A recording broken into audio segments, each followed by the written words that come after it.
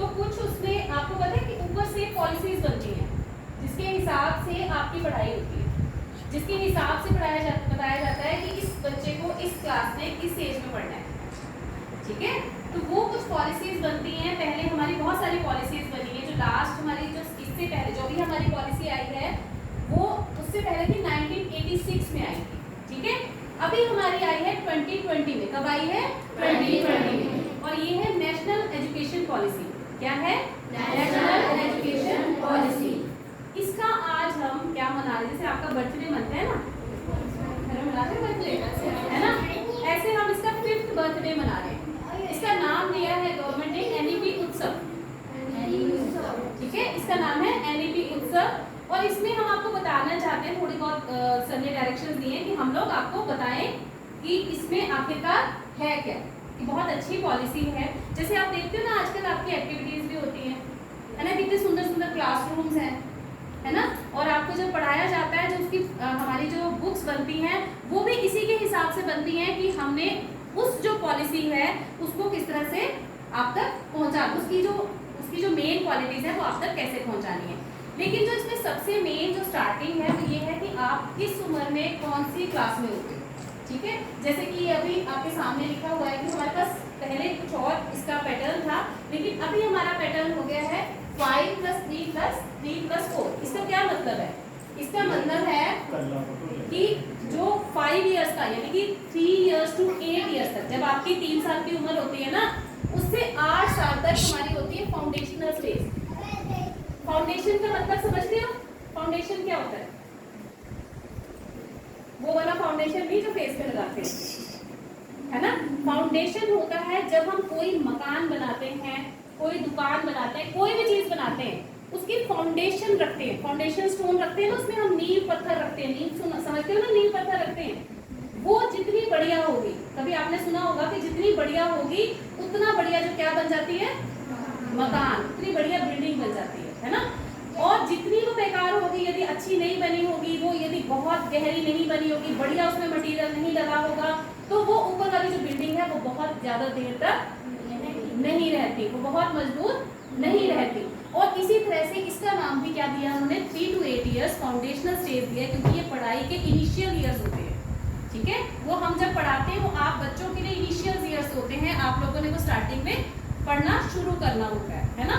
तो उसके लिए सरकार ने एक 3 to 8 इयर्स का वक्फा रखा है कि 3 इयर्स में आपको प्रिपरेटरी स्टेज में एडमिशन मिलती है और 8 इयर्स तक आप 2nd क्लास तक पहुंच जाते हैं। और उसमें बहुत अच्छी तरह से आपको एक्टिविटी बेस्ड हम लोग क्या कराते हैं? पढ़ाते हैं ना, एक्टिविटी बेस्ड आपको खिलवाते भी हैं, खेलने के लिए भी सर ने देखो पूरे झूले वगैरह सब लगवा के दिए हैं, और आपको साथ साथ एक्टिविटीज भी करवाते हैं ना आपको।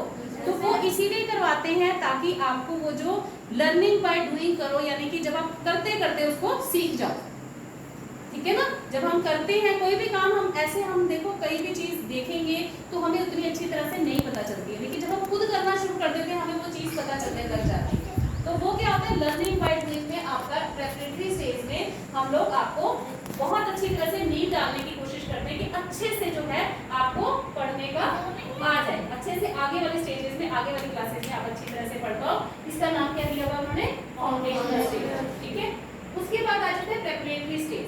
ये 8 to 11 इयर्स है, यानी कि 8 साल की उम्र में आपका, यानी कि 3rd to 5th class, 3rd to 5th class में भी इसी तरह से एक्टिविटी बेस्ड हमारी स्टडीज होती हैं, एक्टिविटी आपकी साथ साथ करवाई जाती हैं, है ना।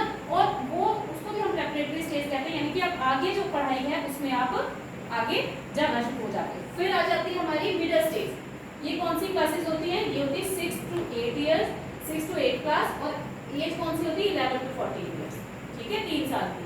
11 to 14 इयर्स जो हमारी एज होती है वो होती है 6 to 8 क्लास की, उसमें हमारी मिडिल क्लासेस होती है, हम बोलते हैं ना मिडिल क्लासेस है ना।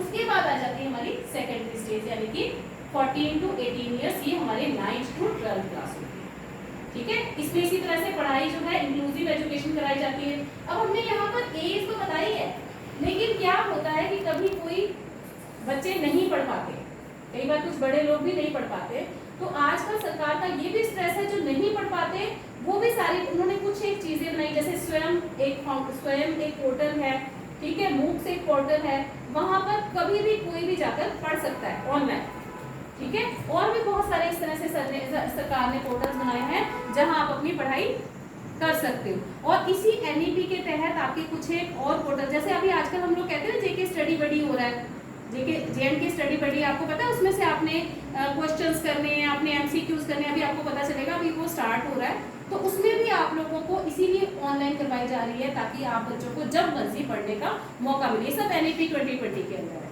ठीक है। एक निष्ठा के कोर्सेज होते हैं, वो भी बच्चों के लिए, उसमें लेसन्स डाले हुए हैं स्टूडेंट्स के लिए कि किस तरह से वो पढ़ सकते हैं। और इन्होंने क्या कर रखा है कि ताकि इंक्लूसिव एजुकेशन हो, जो मर्जी जहां मर्जी वो पढ़ सके। यदि उसको स्कूल में वो पढ़ लिया, उसके बाद उसको घर में सीखना है, घर में बाई चांस मेंटर नहीं अवेलेबल है, तो उस समय भी आप लोग उससे पढ़ सकते हो। एक हमारे ई विद्या चैनल्स आए हुए हैं, वो हमारे जेएनके के लिए स्पेशल 5-6 चैनल्स उन्होंने दिए हुए हैं जो आपके टीवी में आते हैं और हर समय वहाँ लेसन आते हैं। आप देख सकते हो उसको 35 या 34 से 40 तक वो चैनल है। फ्री जो डिश होती है ना, फ्री डिश होती है, उसमें इस चैनल में आप स्टडीज कर सकते हो। मतलब बाई चांस आपको कोई बैठे हुए आपको लग रहा है कि मुझे टीवी देखना है, टीवी देखते वही चैनल देख लो, देख भी रहे हो पढ़ भी रहे हो, है ना, ये भी हो सकता है ना।